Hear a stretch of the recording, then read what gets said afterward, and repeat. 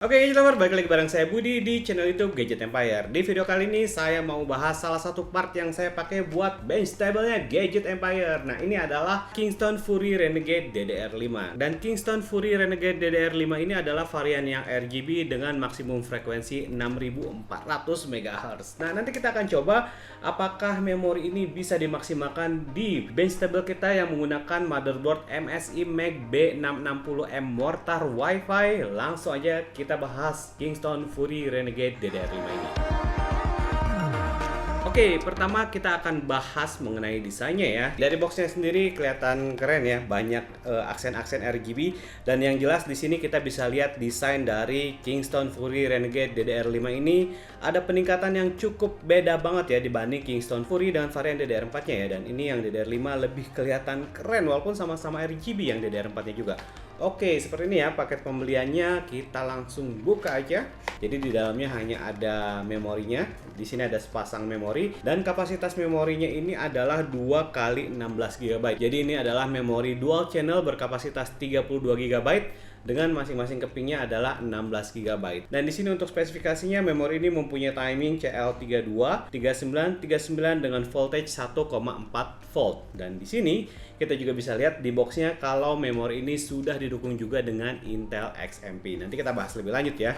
Oke, ini dia desain dari Kingston Fury Renegade DDR5. Wah, kelihatan keren ya, lebih gahar yang pasti dibandingkan dengan Kingston Fury Renegade DDR4. Oke, di paket pembeliannya selain kita dapetin 2 keping memori, ternyata di sini juga ada stiker Kingston Fury dan ada buku petunjuk penggunaan dan garansinya ya. Jadi Kingston Fury Renegade DDR5 ini didukung garansi lifetime atau seumur hidup ya. Dan kalian bisa langsung klaim memori ini ke Kingston Indonesia juga kalau ada masalah. Hampir seluruh desainnya punya edgy design dan bagian heatsink yang berwarna silver membentuk pola yang mirip dengan mahkota. Kingston Fury Renegade DDR5 ini juga tersedia varian tanpa lampu RGB dengan desain yang mirip. Yang berbeda juga dari seri DDR5 ini, holder untuk RGB light ada di ujung dan saat lampunya menyala, pendaran sinar RGB-nya terlihat lebih hidup karena area lampu RGB-nya jauh lebih besar. Oh ya, yang juga mesti diperhatikan adalah tingginya, karena kadang kalau pakai CPU heatsink, tinggi memori kadang jadi hal yang utama. Nah, di seri Kingston Renegade DDR5 ini sedikit lebih tinggi dibanding seri DDR4-nya, yaitu 44 mm.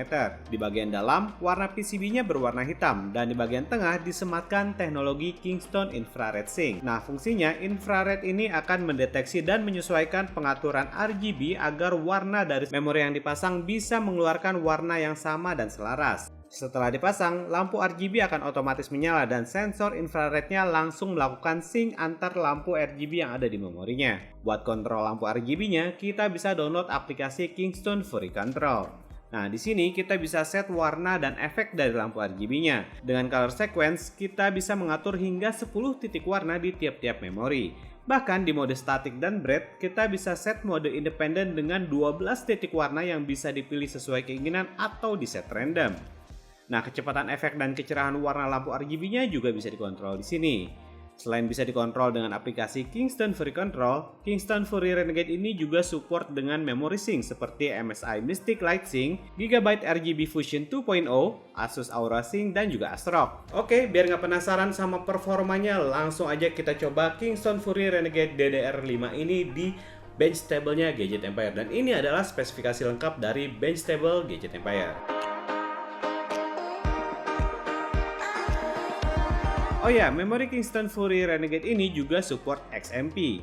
Nah, Intel XMP atau Extreme Memory Profile ini adalah tools untuk melakukan overclock memori dengan lebih cepat dan aman tanpa resiko merusak hardware. Motherboard yang saya gunakan adalah MSI Mag B660M Mortar dengan ketersediaan 4 slot RAM DDR5. Nah, motherboard ini secara default mendukung DDR5 hingga 4800 MHz dan dengan overclocking, memorinya mendukung hingga 6200 MHz. Kita coba untuk tes performanya dengan setting default dari motherboard dengan memori frekuensi 4800 2800 MHz. Dari tes dengan AIDA 64 Memory Benchmark, memory read-nya 73.065 Mbps, memory write-nya 68.290 Mbps, dan memory copy speed 66.829 Mbps dengan latency hanya 88,1 nanosecond. Saat saya tes dengan Fastmark Memory Mark, skornya mencapai 3265. Saya juga udah coba running AIDA 64 stress test memory, disk, dan GPU selama 1 jam dan PC bisa tetap stabil dijalankan. Selanjutnya saya coba aktifin profile XMP untuk 6000 MHz dan 6400 MHz. Sempat gagal buat aktifin profile XMP karena ternyata BIOS motherboardnya belum diupdate. Thanks to Suki ya yang udah remind soal update BIOS, akhirnya bisa diaktifin untuk 6000 MHz dan 6400 MHz di MSI Mac B660M Mortar ini. Dan berikut adalah perbandingan benchmark menggunakan default memori 4800 MHz, 6000 MHz, dan 6400 MHz. Saat dilakukan stress test, sayangnya di frekuensi 6400 MHz, stress test mengalami fail. Dan setelah dicoba beberapa kali tetap gagal ya. Ini karena memang motherboardnya hanya mendukung hingga 6200 MHz. Tapi di setting frekuensi 6000 MHz, stress test bisa berjalan dengan stabil di suhu rata-rata motherboard 49 derajat dan CPU 66 derajat. Dengan bantuan memori Kingston Fury Renegade DDR5,